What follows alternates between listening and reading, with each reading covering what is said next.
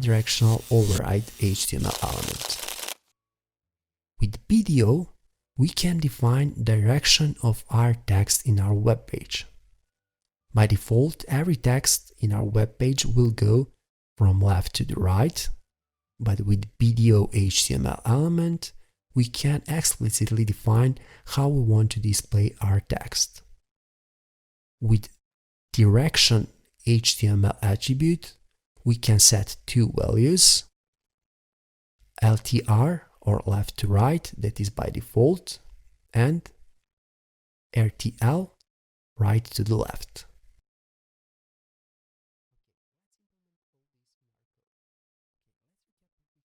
Thanks for watching this tutorial, and I hope this was helpful to you.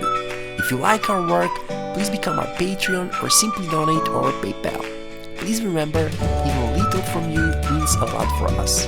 You can follow us on our Twitter and Instagram profiles, and please don't forget to subscribe on our YouTube channel, because on our YouTube channel, knowledge is waiting for you.